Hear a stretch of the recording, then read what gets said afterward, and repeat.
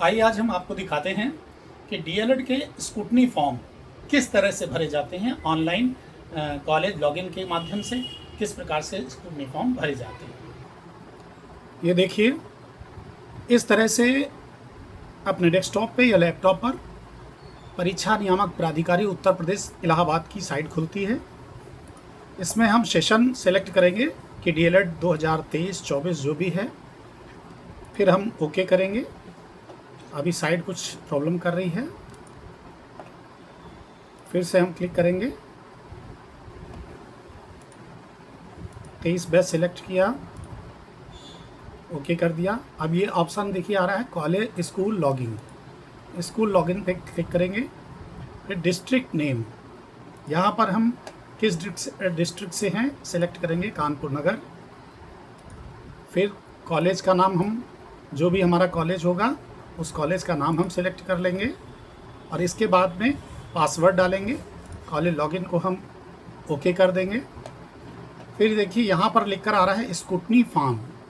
Scrutiny form पर हम click करेंगे और स्कूटनी फॉर्म को जब हम क्लिक कर लेंगे तो देखिए ये ऑप्शन आ जाएगा कि सेमेस्टर फर्स्ट, सेमेस्टर 2, सेमेस्टर 3 और 4, ये सारे सेमेस्टर यहाँ पे खुल के आ रहे हैं। लेकिन इस समय सिर्फ सेमेस्टर 2 और 4 के फॉर्म भरे जा रहे हैं, इसलिए 2 और 4 में ही छात्रों के नाम खुलेंगे, फर्स्ट में खुलेंगे ही नहीं। देखिए फर्स्ट पे हम क्लिक करते हैं, कुछ भी नहीं आया। फिर हम सेकेंड पर जब क्लिक करेंगे तो देखिए ये खुलकर आ गया।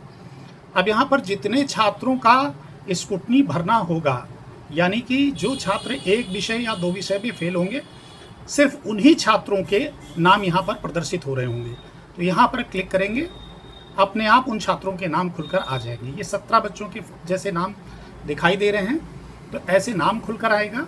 फिर जिस छात्र का हमें फॉर्म भरना है उस छात्र का नाम हमने सिलेक्ट किया, उसकी कंप्यूटर आईडी पर क्लिक करेंगे और जैसे ही क्लिक करेंगे तो ये उस छात्र का डिटेल खुलकर आ गया, जिस छात्र का हमको फॉर्म भरना। अब इस फॉर्म में हमें कुछ भी नहीं भरना होता है, सारा सब कुछ कंप्लीट होता है।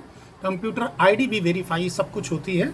बस खाली हमें किस पेपर पे फॉर्म भरना है, उस पेपर का प्रश्न पत्र 4th प्रश्न पत्र।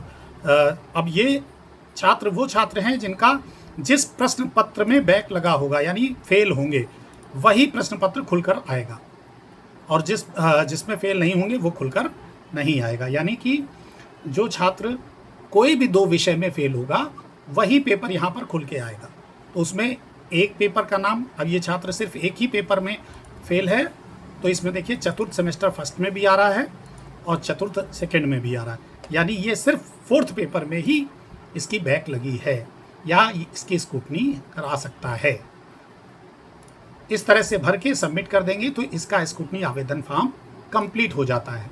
इसी तरह से हम 3rd सेमेस्टर में देखिए जाएंगे तो अभी पोर्टल नहीं खुला है, इसलिए बंद दिखाएगा। फिर हम 4th सेमेस्टर के आवेदन फॉर्म भरेंगे इसी प्रकार से। अब इसमें टोटल छात्र संख्या दिखा रहा है 73। क्लिक करेंगे तो छात्रों की लिस्ट आ जाएगी। अब ये लिस्ट आ रही है, इसमें हमें सेलेक्ट करना है कि कौन सा छात्र ऐसा है जिसका स्कूटनी आवेदन फॉर्म सबमिट करना है। बस जिसका हमें सबमिट करना है उसका हमें नाम क्लिक करना है और क्लिक करने के बाद उसके पेपर पे, किस पेपर में हमें स्कूटनी भरनी है, उस पेपर पे हमको पेपर को सिलेक्ट करके सबमिट का बटन दबा देंगे, उसका स्कूटनी आवेदन फॉर्म कंप्लीट हो जाएगा। इतना प्रोसेस कंप्लीट होने के बाद जैसे जैसे हम कॉलेज लॉगिन पर बच्चों के आवेदन फॉर्म भर लेंगे, तो चाहे 2nd सेमेस्टर हो या 4th सेमेस्टर, टोटल जितने बच्चों का फॉर्म कॉलेज लॉगिन पे भरा जाएगा, टोटल फॉर्म जब भर जाएगा तब सारे बच्चों का एक साथ ऑप्शन आएगा और वो ऑप्शन पेमेंट का आएगा, तब वो पेमेंट कर पाएंगे हम। उसके पहले किसी भी छात्र का कोई भी पेमेंट नहीं कर पाएंगे।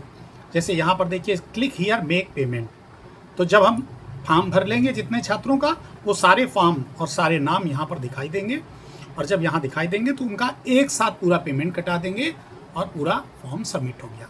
इसका अलग से कोई फॉर्म नहीं भरना होता है और ना ही इससे अलग से कोई रसीद डाउनलोड होती है कि एक एक छात्र को एक एक अलग अलग रसीद दी जा सके। ऐसा संभव कार्य नहीं होता, क्योंकि अक्सर देखा गया है कि इस बार छात्र बहुत ज़्यादा तनाव में हैं और बहुत ज़्यादा कोशिश कर रहे हैं कि हमको आवेदन फॉर्म की स्लिप मिले, हमें स्लिप दे दीजिए, तो अलग से कोई फीस रसीद जनरेट नहीं होती है पोर्टल से और ना ही अलग अलग किसी छात्र को फीस रसीद दी जा सकती है। नमस्कार।